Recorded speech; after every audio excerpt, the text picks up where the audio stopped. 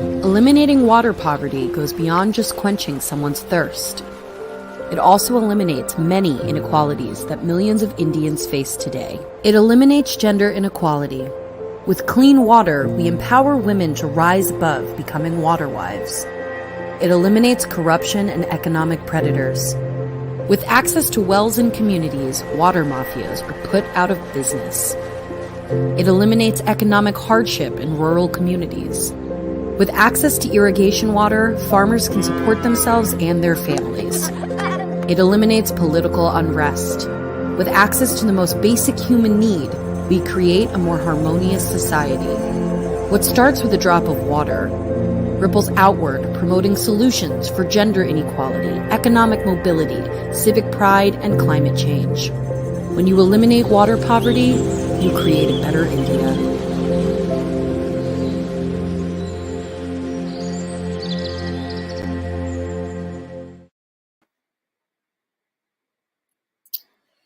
Hi everyone, I am Dolly Parikh from Overseas Volunteers for a Better India. On behalf of the OVBI Water team and the partners, I want to welcome you to the OVBI Water Live series. With an intention of eliminating water poverty, key leaders working to solve India's biggest environmental, economic, and social challenge come together to share their vision of transforming India. We have a great panel over here today.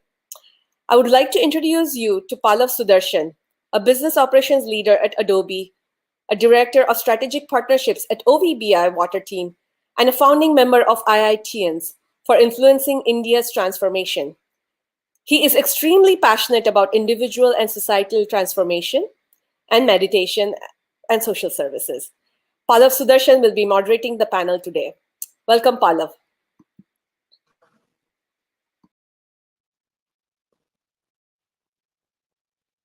Thank you, Dolly, and good morning to everyone from California. Let me begin with a brief introduction about OVBI. So the OVBI Water team started a project in Halgara, Maharashtra about 4 years ago with the intention of addressing the side in India. Over the years, we learned it became very apparent to us that the core of several issues in rural India actually stem from water poverty.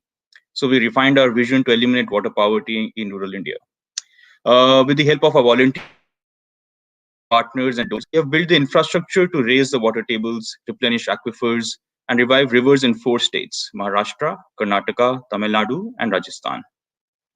So now our goal at OVBI is to build on this success with partners such as IIT, Rotary, Asian Friends, and Arghyam to take it to the next level. We recently signed a MOU with the government of Karnataka to launch the Grand Karnataka project. We're working with the government of Karnataka. OVBI and its partners will be driving watershed management across 27,000 villages in Karnataka. It's an ambitious goal, and that is why we are excited to talk to our key partners here. A bit of a background on today's structure for today's series. We will start with a presentation from IIT-IIT, followed by a panel discussion, where I will start with a few questions to the panelists. I would also like to remind the audience that you also have an opportunity to ask questions on whatever your favorite social media forum is, on YouTube or Facebook. Just write your question in the comment area, and then we'll take those up in the Q&A section. So now I would like to introduce Joe and Karthik, the founders of IIT-IIT. OVBI has formed a strategic partnership with IIT last year, and we are looking to expand the projects this year. I'll start with Joe. Joe, after a successful career as a strategic consultant and a startup mentor and investor, Joe in 2018 founded IITians for influencing India's transformation, IIT-IIT, to scale social impact. Shaped early in his career by his experience at McKinsey and Company, Joe developed an understanding of how businesses can take advantage of collaboration and technology to scale successfully. He brings this critical thinking to the mission of IIT. Joe completed his MBA from IIM Calcutta and his bachelor's from IIT. Joe. Thank you, Pallav.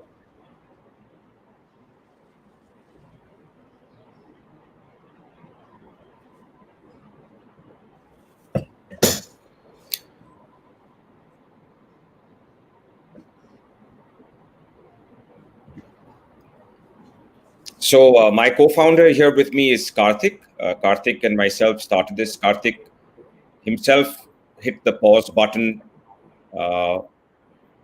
several years back, came to India. He's now moved back from New York to India. And we met 2 years ago. He himself is a self-made entrepreneur, ran successfully and exited 2 businesses, and has now decided to kind of really commit himself.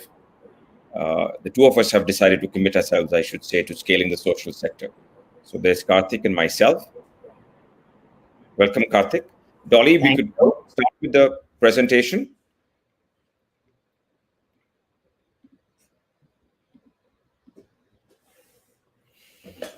So this is just to give you a quick sense. This is IIT for IIT. This is the list of our 133 founding members. And Karthik and myself are highlighted here on the top left with the white background. Our mission is to harness the collective voice of IITians globally to enable national scaling of social impact programs.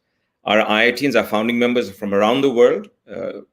Large majorities are in the US, and of course, the second largest is in India, and we have a good contingent in Singapore as well. What we're going to talk to you about today is the program Rejuvenation of Water Bodies. And our process started with this program in 2019, where we first, and for most of our partner programs, first certify it as a design for national scale program. And then, along with the program leadership, develop a 10-year plan to take it national. And I'm going to ask Karthik to walk us through this initial journey with this program, Rejuvenation of Water Bodies.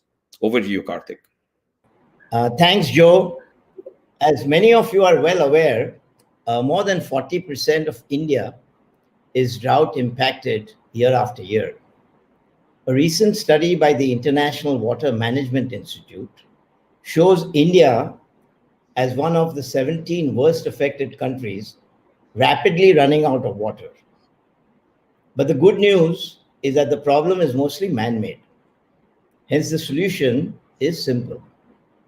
A significant number of our country's 3 lakh water bodies are silted up, making them ineffective. The solution, as I said earlier, is relatively simple. Desilting of these water bodies. 2 foundations, the A.T.E. Chandra Foundation and Caring Friends, both Mumbai-based, have partnered to have successfully desilted 7,500 water bodies across Maharashtra, resulting in adding 650 million liters per day of water availability post the monsoons.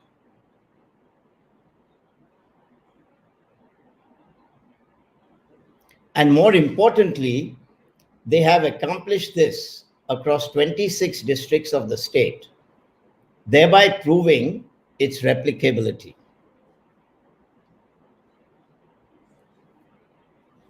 And here are the measurable outcomes. 200 million people in rural India across 16,000 villages, not to mention the 68,000 farmers who benefited from the silt, have benefited by getting the equivalent of 65,000 liters per day of additional water.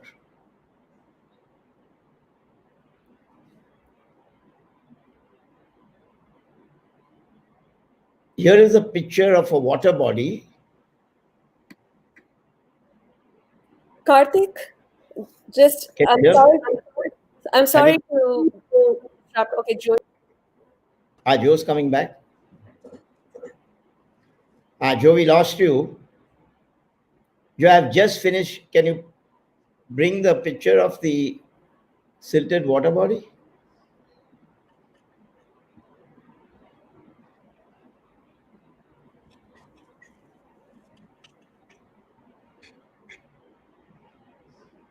You want to just... Yeah, go ahead. I've gone through 2 slides, actually. Yeah, go ahead. One more. Yeah. So here is a picture of a water body which is completely silted up. It's actually difficult to imagine that this was supposed to be a lake. This now shows the silt, which has been removed, to be spread over farmland as nutrient-rich fertilizer. And this is what an ideal water body should look like post the monsoons. The other big advantage of the desilting model, besides its simplicity, is that the donor, state government, and local community funding is only 25% of site cost, whereas 75% of project cost, which is incurred in transportation of the silt, is borne by the farmer.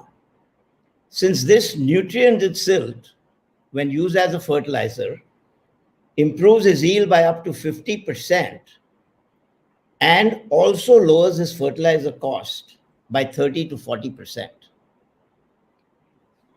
We have identified 124 drought districts across 11 states which have water bodies and which need desilting.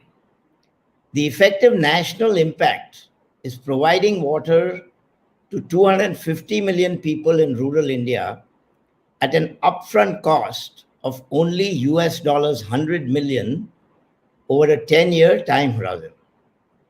Once desilted and regularly maintained, these rejuvenated water bodies will provide water on a regular basis year after year. To put it in simple terms, based on current cost of rupees 1,500 per tanker, the resulting impact is in saving $2 billion, and this is B for boy, at an upfront cost of only $100 million over 10 years. Back to you, Joe. Thank you, Karthik. So that's where we designed this, identified this program as and that's the 10-year plan. Where we are today is now thinking about how do you take this national, and we've worked on the design of a 3-year national capability scaling project. You can see that's the end of the blue line. And then following this, right now, what we're working on with our partners is planning and resourcing for this project. So I'll just give you a quick snapshot of what this project envisages doing. So broadly, there are 6 key areas we want to focus on. One is scaling the program in 2 more states to make it a 3-state model. Then aligning other water partners and other water initiatives around it. Enabling technology at scale, government, community, which is a key enabler, and donors. And I'll just walk you through what this means. So in Karnataka and Rajasthan, we've identified the 2 states we want to scale it in. And we've come up with this concept called the cluster model, where focusing on some key districts in these states, we will identify clusters that can align our partners, and just doing about 2% of the total water bodies, we can prove an aligned model with our partners as well. In terms of partners, the focus is at 3 levels. One is what is called the commons, which is your river, your commons, your tanks, your eco cover, the forest, and the grasslands, and bringing that together and creating solutions in the commons. Then, of course, you have the farmer with the farm ponds and the drip irrigation. And then at the village level, with the villager, there is water harvesting as well. And you see some of the partners, Art of Living, OVBI, FES, and Rotary, that are working with us on this alignment. For tech at scale, the key is to design the model for the cluster at scale and understanding the hydrology of the cluster as well, managing it at scale through a societal platform, and then again, measuring the impact at the cluster level using satellite imagery and hydrology. And here are some of the partners: FES, Arghyam, OVBI, Green Good Labs, Sundaram Climate Institute, that we're working with to figure out the technology at scale. Community, the villages themselves, it's very critical. And you have 3 stakeholders there: the Gram Panchayat itself, that has schemes that they work on and programs; the farmer that Karthik just talked about, where the fertilizer economics allows them to be a co-investor; and for the villager as well, where the water economics plays a role. In Rajasthan, where we did some work, we found the villagers themselves paying 800 to 1,200 rupees a month for their potable water. And here are some of the areas in Rajasthan where we've got some work already started during COVID: 3 Gram Panchayats, 11 villages, and 250 farmers. The second key area at the community level are the grassroots NGOs. And this is very critical because water being a resource that ebbs and flows year on year, you need someone committed to that district or that area from a long-term basis that's working with the community and making sure that the sustainability remains. And there are several grassroots NGOs, and we've started to work with them, 3 in Rajasthan, Grama Vikas, Gravis, and Gram Chetna, and then several of them, the Art of Living, FES, Gram Vikas, and several others. And this is a core to holding the model together and ensuring that it remains entrenched in the community. And then finally, at the state level, across the different NGOs, the donors, the government, you need a state organization that can help you enable that state. And Rotary has emerged as a very strong partner, working with us here in Karnataka to enable that state model to develop. At the government level, the government has many schemes, and those schemes look at water from several perspectives. And we've started to work out and identify those schemes, and many of our partners are already working with the government on some of those schemes. And we need to ensure that these programs and these clusters work with the government in partnership to avail of the benefits of those schemes. And then finally, the donors, and we look at donors being the catalyst to the model. As Karthik showed you, the co-funding, even for the site costs, include donors, include the farmers, include government schemes. But donors become the catalyst that enable the project to kind of take momentum and grow. And there are several donors that we've started to work with here in Karnataka. OVBI has already funded some work here. Fuel a Dream works with high school children who've already raised 20 lakhs. Rotary, through their Rotary clubs, have strong water commitments. And then from the IITian standpoint as well, IIT-IIT has identified about 300 IITians around the world who we believe we can speak to and get them engaged in the process. And so this is the 3-year project that we'd like to pull out that will prove the model, that will enable the scaling to happen and accelerate the scaling by bringing it in these clusters in Karnataka and Rajasthan. So to just give you a quick sense of how we're picking these clusters, here is a snapshot of what we've done in Karnataka. We've looked at all the different districts, and we've identified and prioritized the districts based on the availability of these water bodies. And so the top 3, Tumkur, Kolar, and Chikballarpur, have a very large number. Tumkur is close to about 1,000 of these water bodies that are what we're calling between the 25 to 100 acre, where you really get your bang for the buck. And we've also looked at both HDI and drought, because you want to make sure that you're having an impact in districts where you want to improve both HDI and where districts have drought issues. And these 3 districts all fall in either quartile 3 or quartile 4 of HDI and drought. The next thing that we've done, and this is an example again in Kolar, so one of the 3 that I just showed you, in Kolar, here is where we're aligning with partners. So that's the Pallav riverbed, which is currently dry and needs to be rejuvenated. And the Art of Living is doing work here in 8 mini watershed areas, and those are the quadrants that you can see around there. We've now started to work with them to identify the water bodies that can be aligned along their work and augment the work that they are doing down that Pallav riverbed in these mini watersheds. And that's where the rejuvenation of water bodies will prioritize some of the water bodies to work on. And then with Rotary, they have a very strong program called Rotary Kotinati, which does eco-restoration. And they too will align their work around these water bodies and denuded areas on the hills, where planting trees and agroforestry is going to make a big difference to the water retention ability. And all these 3 then become what I call the commons. I showed you the commons. So this becomes the solution for the commons. And then at the next level, you also have farm ponds, drip irrigation, water harvesting at the farmer villager level. And we look to also extend the program to align those programs as well, so that your holistic solution emerges. And this is what a snapshot of a cluster would look like. And overall, this cluster is about 100 water bodies in total. So how would we resource this? This is just a snapshot of how the resources across the partnerships are coming together. And so from A.T.E. Chandra Foundation and Caring Friends, we have Deepthi, who runs Sustainable Rural Development, and Pushkar, who's a program manager. And so we're working, and they're really running and thinking through how this needs to scale across these different states. From IIT-IIT, I'm the team lead, and Karthik and 2 of our founding members, Nandan and Prasad, have committed 8 hours a week to this program. And we have Vijit, who's a full-time program manager. And then we also have from our partner organizations, partners working specifically on these clusters. So in Karnataka, in Kolar, Chikballarpur, and in Tumkur, we have partners from Art of Living, FES, Gram Vikas, Rotary, and others working on designing this cluster model And similarly, we have partners Gravis, Gram Chetna, and Seva Mandir, understanding what we can do in Rajasthan. And then on technology, we have the three areas. One is for the design side, hydrology. We have FES, and we have Sundaram Climate Research Institute. We have Arghyam and Socion for the societal platform itself that will help us manage the entire intervention. And then on the satellite side, we are talking to Green Good Labs and OVBI, Megavi, to understand how satellite technology can be applied to apply technology at scale. And so this is how functional resources will come together to actually enable this program to execute in these clusters. And besides the functional organizations, we're also looking at bringing out voice to the movement. And so these are the IIT-IIT resources. This is close to 24 resources in the US, India, and other places who will lend their voice and engage their networks to bring that weight to these programs. And we also have the same from our partner organizations as well, ATCF, Caring Friends, Rotary, OVBI, and other organizations like Fuelatry.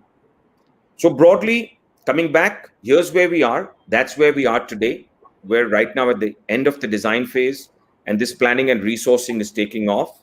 By April next year is when we look to kick off this 3-year project and run it as a 3-year project, during which time across Karnataka and Rajasthan, we would prove the 3-state model, adding to Maharashtra, and then post that, nationally scale this over a 7-year period. And really what Karthik showed us, the 124 districts, the goal is to get as far as possible and really make a national difference. So that's really the cluster model. And just to set the context, and what I'd like now to hand over back to Pallav to really talk to our panelists who represent 4 key aspects of this: the community, government, scale, and ecoforestation. Back to you, Pallav. Thank you, Joe and Karthik, for sharing the cluster model and IIT-IIT's roadmap for water transformation. Next, I'm happy to host a very distinguished panel representing the 4 aspects of scaling: working with community, working with government, technology at scale, and collaboration across programs. As Karthik and Joe have shared, Rejuvenation of Water Bodies program in Maharashtra is run as a collaboration between Caring Friends and A.T.E Chandra Foundation. I would first like to introduce Nimesh Sumati, who co-founded Caring Friends with Ramesh Kacholia in 2005. Caring Friends is an informal network of committed philanthropists with no bank accounts, no president, secretary, or chairman, and all contributions going directly to the programs it supports. Nimesh Bhai, as he is affectionately called, is a dedicated philanthropist who, through his passion, powers this network to support several successful grassroots programs across India, with Rejuvenation of Water Bodies being one of them. Welcome, Nimesh Bhai. Hi, Pallav. Thank you so much. Namaste, everybody. I thank IIT, IIT, and OVBI for hosting us today. The video which Joe has made, and think should show it, puts in a lot of passion. It'll reflect his passion to the whole program, and I'm happy to be part of the 6 initiatives that IIT has taken. Let me first begin with the mindset of villagers, because the design is from that in mind. See, the poor have very little things as capital. 2 things are deeply ingrained. One is self-respect, and the second is dignity. With charity, we should try to strengthen it and not dilute it. We should help them fulfill their responsibilities and not take over their responsibilities. Our aim should be to make them free of government schemes and not to make them part of government scheme alone. So I say this, that charity karo bar bar, development karo ek bar. The video or the success story of Lakshman Savade, which will be shown to you, I think, is within 6 years, that person who was looking for a job under Narega in 2013 is today the owner of additional 2.5 hectares which is bought. He's bought a tractor and he's sending his children to private schools. So the transformation is tremendous, and this is why we have designed the regeneration of water bodies with the community participation at peak at 75%. And these are the same farmers whose loans have been waived off, whose interests have been waived off, and they have gotten a lot of compensation from the government. And these same farmers are paying us, or rather spending 75% of the project cost. This itself is a proof of the concept. But among watershed initiatives, we don't consider desilting as an alternative or a substitute. No, it is supplementary. It is not a substitute. While we have done and still doing deep CCT, CCT, ridge to valley, deepening widening, VAT, all such initiatives, what we found is in 10 years' time, we have not even reached 100 villages. So it's very difficult to scale. Whereas with desilting in less than 3 years, we reach 7,500 dams. It's like a very high speed intervention. It's like working in the casualty ward in a hospital where there's no time. Drought region, you don't have time. So this is something which is been very good, very high in impact, and the return to the farmers who have invested 75% is within 6 months. The philanthropists get their satisfaction and the government can see results. So it's a win-win situation, and that is the reason we scaled it. Now, I think, the reason for scaling, yeah. Nimesh bhai, before you continue, let's just play the video. We didn't play the video earlier. Sorry. So let's just play the video so that Yeah. people have the context for this, for the work that you're referring to. Thanks, Pallav. घास से बने कच्चे घर में रहते थे। इसके बाद 2012 में अकाल पड़ा। ये डैम इतना सूख गया कि किसी पंछी को यहाँ पीने के लिए पानी भी नहीं मिलता। पापा हमेशा नाराज ही रहा करते थे। अब हमें क्या करना है, क्या नहीं करना, इसका बहुत टेंशन होता था। एक कार्यक्रम के दौरान केयरिंग फ्रेंड्स नामक एक संस्था से संपर्क हुआ।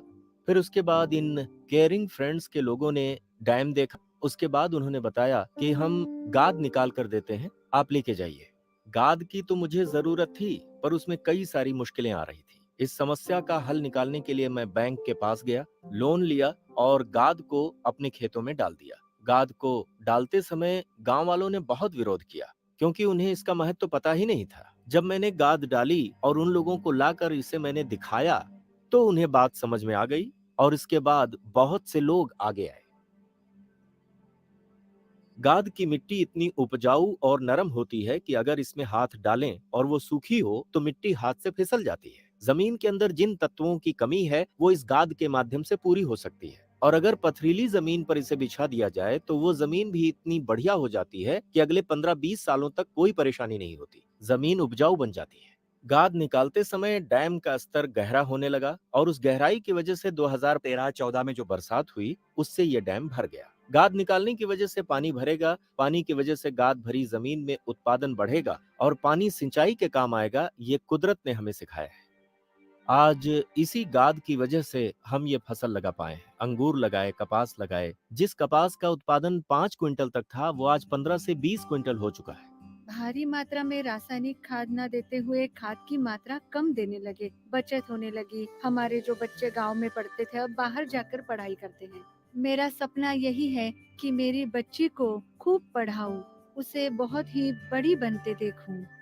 मुझे आईपीएस बनने की इच्छा है। मैं आईपीएस बनने से पापा का सपना पूरा कर पाऊंगी, यही मुझे लगता है। खेती में गाद डालने से मेरी काफी तरक्की हुई है। शेडनेट हाउस बनाया, 2.5 से 3 एकड़ जमीन मैंने और खरीद ली, ट्रैक्टर लिया, गाड़ी ली, और अभी मुझ पर जो बैंक का लोन चल रहा है उसे भी मैं धीरे धीरे अदा कर रहा हूँ, और इस तरह से मेरे हालात बदल रहे हैं।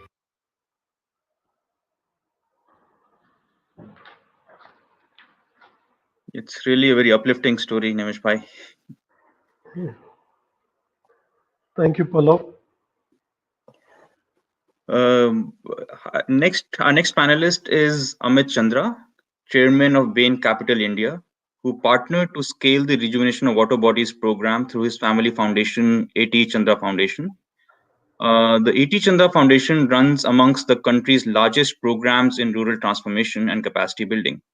Amit was named Young Global Leader by World Economic Forum in 2007, and along with his wife Archana, received the Asia Heroes of Philanthropy Award in 2016. Welcome, Amit ji. Namaste. Pleasure to be here. Thank you so much for inviting me. It's a pleasure to be here once, friends. Yeah, I look forward to a very interesting discussion with you, Amit ji. A critical aspect of the cluster scaling model is to engage technology at scale. Our third panelist is Mala Subramaniam. Mala is the CEO of Arghyam, where she leads the societal platform approach to tech, enables scaling for sustainable and participatory water security, working with the government, NGOs, and ecosystem actors, and leveraging public digital infrastructure. Mala has over 2 decades of experience in strategy and execution in banking, education, agrotech, ITES, and not-for-profit. She holds an MBA from IIM Calcutta, which is also Joe's alma mater. Welcome, Mala. Hello, happy to be here. The second critical element of cluster model is aligning across water and environmental programs. Ravishankar Dakoju, our fourth panelist, is founding trustee Rotary Environment Foundation and co-founder of Ara Housing. Among other leadership roles at Rotary, Ravi champions Rotary Kotinati, a Rotarian mission to plant 1 crore saplings for revenue district and restore India's tree and forest. In 2018, Ravi became the first Indian national to announce a 100 crore donation, a rupees 100 crore donation to the Rotary Foundation, the second largest contribution to the foundation after Bill and Melinda Gates Foundation. Welcome, Ravi. Greetings from India and Rotary. It's my pleasure to host this elite panel. Dolly, if you can also add Nimesh Bhai back, please. Welcome back, Nimesh. So Nimesh Bhai, you started talking a bit about your engagement and how you chose the rejuvenation of water bodies. And how that emerged as a top priority. Can you talk a bit more about the community engagement that made this so successful? Yeah, see, the community engagement is very important in all the projects that is being done. Otherwise, subsidies and government schemes are being rolling out since many years. So here is one of the rare cases where 75% is borne by the community. Otherwise, usually it is 20%. But the community participation is also because of the high ROI that the farmers get within 6 months and the water availability, which relieves them from such hardships. Water is backbone of all poverty and all social evils. Once you take care of water, there are a lot of problems which can be solved with that. So the scalability, Pallav, can I speak about the scalability now? Absolutely, please. Yes, that's the very key aspect of all this. Yeah, the high number that you see, 7,000 dams in 3 years, was all Amit's idea. He took it to the state level with his network and he appointed the PMU. His colleague Deepti and me and all of us have put in a lot of work and a lot of trips to the region to mobilize the villagers and the NGOs.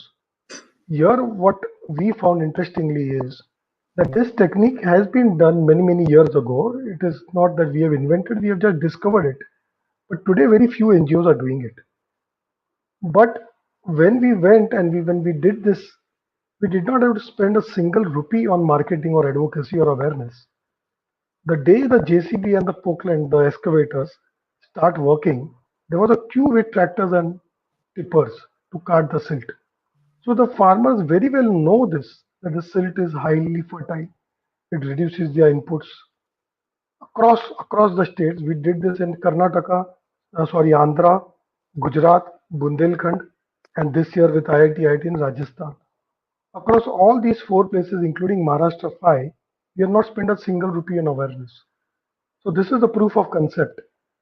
And thanks to the senior government officers like Mr. Chahal, who is the current commissioner of Mumbai Municipal Commissioner, and Mr. Eknathji Dhavle, and of course Dipti, a friend Anand Bang of Search, Gadchiroli, and not to forget our NGOs, all of them working in 40 degrees temperature to supervise the carting and the desilting program. So without them, this would not have been possible. So it's thanks to all of these that we have been able to reach this. And I'll end here with a statement: make others' life better, and yours will be great. Wishing you all a very happy Diwali in advance. Stay safe. Take care. Thank you. Yeah, thank you, Nimesh bhai. It's just incredible to hear, your success story and how farmers are lining to collect the silt, what we refer to as the black gold, which is truly a key component in making the model scalable.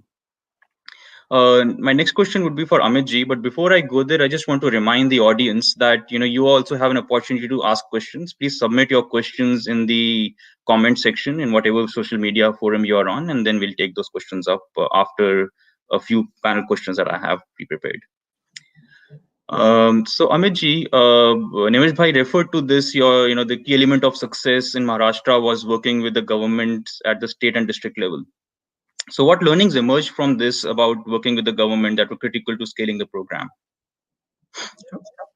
So Pallav, I think, I've seen a lot of NGO projects that work very well at small scale. But I think if we really want to solve, social problems at large scale, and pretty much all our problems, unfortunately, impact millions and in some cases hundreds of millions of people, we really need to work with the government and do that work at very, very large scale.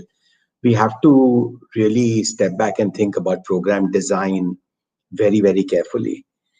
And so that's what we did when we realized that Nimesh bhai and his team at Caring Friends had something very special going in Jalna. We thought about what elements of program design need to be incorporated. We, of course, kept learning all along the way and improving on those program design elements. And we are still doing that even today as we speak. But I would say there have been 3 or 4 critical learnings along the way. It's been a 6-7 year journey so far. Those 3 or 4 learnings have been, first of all, that standard operating procedures and good processes are extremely important if you want to scale. We have been very carefully trying to document all these operating procedures and share them with partners as we've been going along. Unless you share these procedures and unless people understand them and replicate them, people will keep reinventing their wheel and things will not be scalable. So I think that's one very important learning. The second is that, Nimesh bhai and I have deep admiration for government public servants when it comes down to the fact that if you just go and spend even a few hours with them, you realize that they are often involved in 50 things or 100 things. When we are trying to implement a program like this, are focused on one thing with, laser vision. So it's very important for us to, augment their capacity to execute that one thing. And so what we did is, and Nimesh bhai referred to this in his remarks, we really augmented their capacity by making sure that we provided a PMU, a project monitoring unit, at the state level, which basically did all the coordination, elevated the status of this program, took care of a lot of the burden that the officials would otherwise have to deal with. And I think that ensured that scalability was achieved. Secondly, the same problem needs to be solved at the district administration level as well, because district collectors are again doing lots of things. And this program execution really happens in a 45 to 60 day period after harvest and before the monsoon comes. You have a very short window for execution. So there you need to augment the capacity of NGO partners to be able to really execute it. So again, augmenting capacity in general, whether at the state level or at the district level, becomes a very critical requirement if this program has to succeed. The third is a learning that I think we are still perfecting, which is success of these programs, particularly sustainability, really depends on ensuring buy-in at all levels. All levels, I mean, right from the ministerial levels to the senior bureaucrats, the middle-level bureaucrats. And I think that's very, very important. It takes time to do that. regimes change, bureaucrats change, and when you have discontinuity, the programs, then often you have resets, and we are still learning how to basically do that very well, and we are trying our best to of course this year the biggest disruption we had is COVID, where work couldn't happen, but I think we are learning how to make sure that you embed all the buy-ins at different levels. And the fourth, and I think most important, is community support. I think if the community is with you, you generate a lot of support for these kind of programs. So making sure that there's a very strong active buy-in from the community and there's bottoms up. This is not a contractor-driven program. As Nimesh Bhai rightly pointed out, 75-80% of the cost is actually borne by the community. It's unique in that dimension of it. And making sure the community understands and therefore almost demands for it, despite the fact that they often don't have money, but they still realize that this will transform their lives, is very, very important. So I would say those are the 3 or 4 critical learnings that we have had, but we are learning every day because this is transformational work. We are only catalysts in this change process, and we are trying to be good catalysts. Yeah, thank you so much for sharing that, Amitji. This is simply amazing. I mean, it's very interesting to see that you're not focusing on having the government provide funds, but rather an enabler of scale. It's a shift, basically having the appropriate relationships and infrastructure to ensure a smooth execution is you're viewing government as that partner. Yes, Pallav. I think we need the government for very, very little funding. If you look at the amount of funding the government has provided is minuscule. And in fact, sometimes we even wonder whether we need that. What we really need the government for is approvals and for their ground level support. It's really between, the wonderful NGOs who we try to really organize and the community. And the silt belongs to the communities. They are topsoil which has gone into the dams. And we just, the catalysts who are enabling that to come back to them. Yeah, it's very, very amazing model. Thank you, Amitji. My third question is to Mala, representing technology at scale. Mala, can you please share some key highlights of what the societal platform enables for participatory programs such as this one to operate successfully at scale? Thank you, Pallav. I'm really happy to be here and share a few thoughts on some new ways in which we are looking at working with digital to solve for the issue of scale in water security. A little bit of context would be useful here. So through 13 years of funding NGOs in participatory water management, at Arghyam, we learned that problems in water security are far outpacing our collective ability to resolve. Fast depleting groundwater, vanishing springs, and increasing contamination, especially chemical contamination like arsenic and fluoride, are compounding the problems towards provision of safe and sustainable water for all in different aspects of water security, be it quantity, quality, or access. Agency of communities is fundamental to participatory water management, and capacity building is key to building that agency. This is particularly significant for water as it is not a static resource and requires runtime engagement from communities whose lives and livelihoods depend on it. And the current models of successful capacity building are far too resource intensive from both a cost and time perspective, so that replication at scale is unsustainable. After years of training many thousands of people, as a sector, we found that it is extremely challenging to find trained people when we need them. And even if we discover them with difficulty, we would not know with confidence as to how much they are already trained on and what is the gap that needs to be filled. So finite resources keep going into repetitive training that should ideally be freed up to instead pay for the services that the trained people can deliver, creating much needed pathways for sustainable jobs and livelihoods. In addition, we found that there is too much friction to find the right data, the right experts, and the right contextual solutions, so that every next effort is like starting from scratch, and there is little leverage of work that has already happened. As a result, programs take very long to get off the ground. So we figured that for scale to happen effectively, we need to reduce thresholds of participation so that more people can become part of the solution faster. And as we do that, we have to improve the liquidity of knowledge, of data, of actors, so that they are easily accessible and can be trusted, improve transparency and accountability, as well as find easier ways for convergence to happen. So our efforts over the last couple of years, working closely with partners from Samaj, Sarkar and Bazaar in designing and deploying an open public digital infrastructure to resolve some of these problems using core societal platform principles, which are really premised upon distributing the ability to solve, is starting to show some pathways for how this can happen. Using simple digital tools that require a small change, or what we are calling a +1 change in behavior, we find that trainers and trainees can interact much more frequently using a fraction of resources per unit of transaction and benefit from better access to trusted knowledge and data that is generated as an exhaust from these interactions.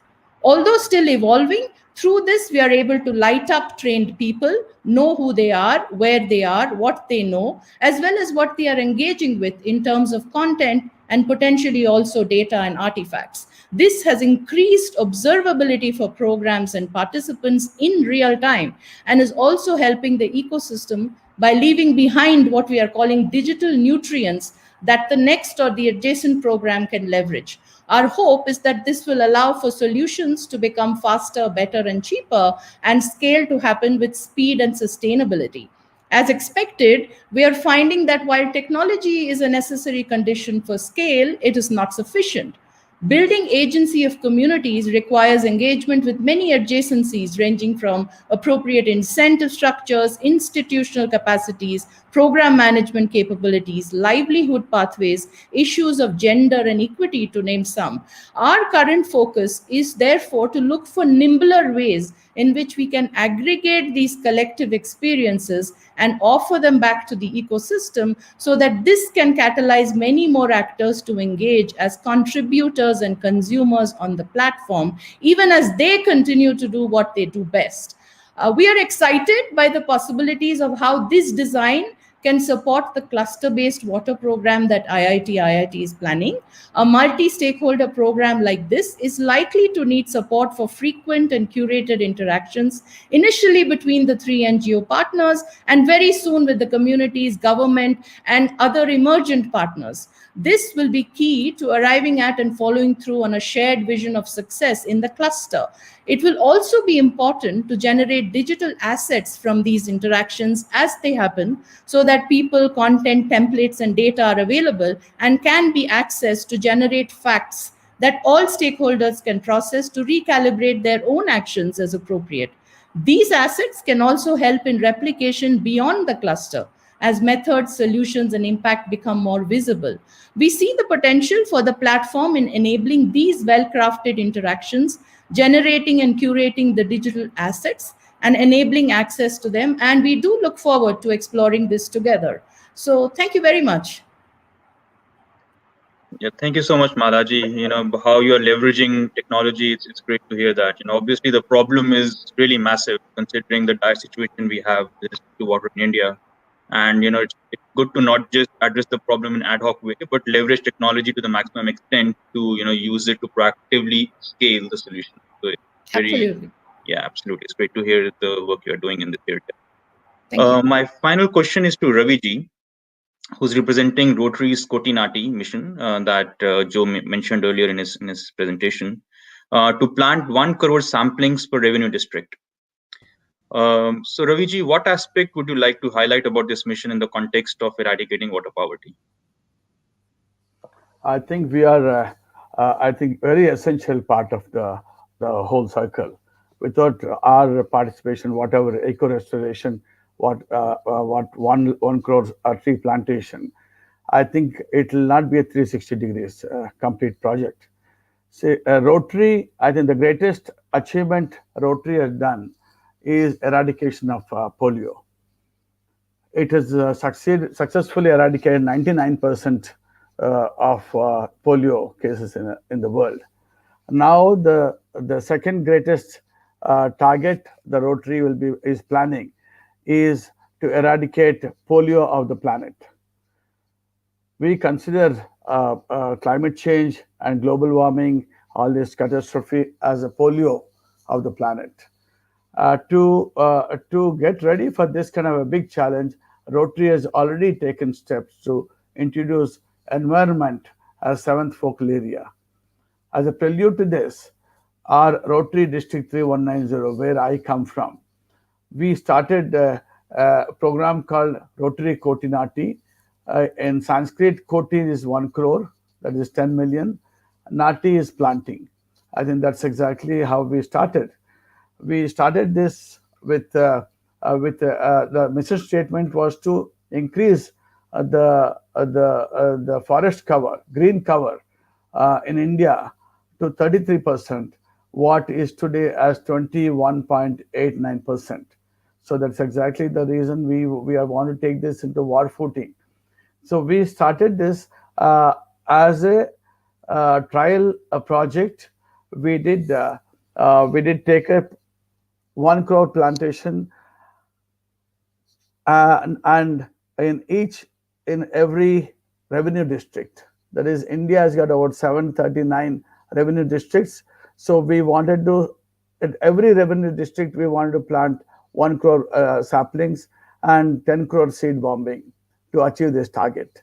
So as a pilot project, we took this project in Kolar and Chikballapur. Both are drought-ridden districts. Both are in Karnataka. We started by it is a very, very scientifically designed project, and to execute this, we invited a very senior IS officer. So where he was passionately driven and committed to environment and the climate change and global warming, Mr. K. Amar Narayana. We are thankful to him for guiding us. He took the reins and guided us. And the planning is in twofold. One is bottom to top, and the other one is top to bottom. The funding is from NREGA. MG NREGA through the government is the funding tool for us. The way we top to bottom was when we entered this field of 1 crore tree plantation, we got into MOU with the government, senior government officials, that is the government of Karnataka, and through this the MOUs with the CEOs of Zilla Panchayat and the district deputy commissioners. Through them, we entered the other areas where we wanted their support. That is, through this the CEOs and district commissioners, we asked them to get into MOU with the forest department. That is, forest department included the territorial forest and other one is social forestry, and agriculture department, then sericulture department, irrigation department, watershed department, and horticultural department, then again education institution, education department. These are the places we wanted to take this Koti Nati possibly forward. Then what we did was we through the CEO, we had interaction and addressing of the situation, addressing of the program at every district level, that is two districts, district level, taluka level, and Hobli level. Again, at Gram Panchayat level, we had interactions to explain to the officials and the public at large the concept of Rotary Koti Nati, the purpose of Rotary Koti Nati, and the way forward. This is how we brought the knowledge to the entire the community. Then at this time, we invited, second round was to enter the lowest strata of our communication, is to village panchayat with farmers and village panchayat chairmans, and the grassroots agriculture rainforest officers, agriculture officials. Here we had one-to-one interaction with the farmers, and we explained the model, what the economically sustainable model of tree plantation. That is tree plantation as a future of economy. That is tree farms, both as plantation tree planting, other one is fruit bearing tree plantation.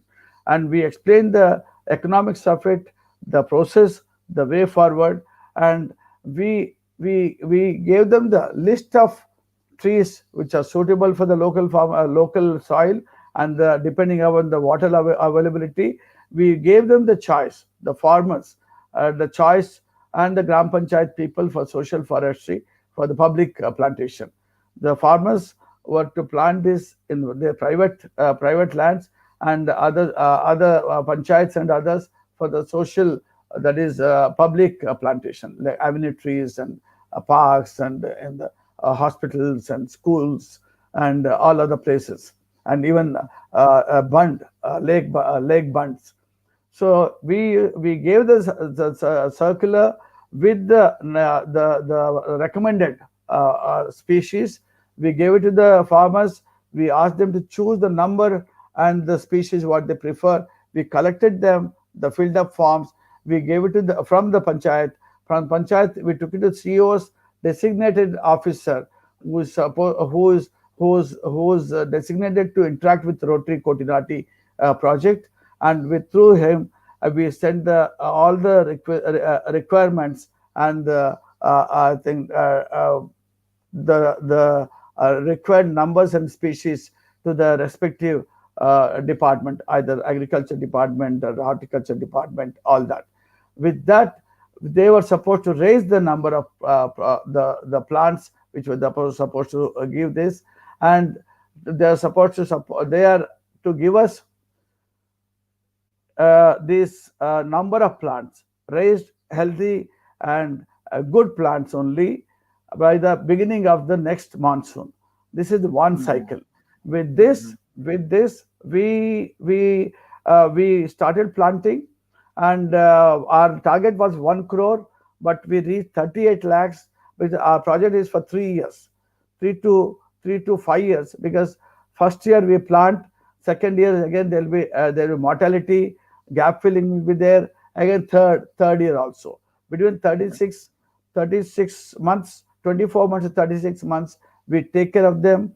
The health and the survival rate of the plants are managed through geotagging, and the whole process is managed at one particular time.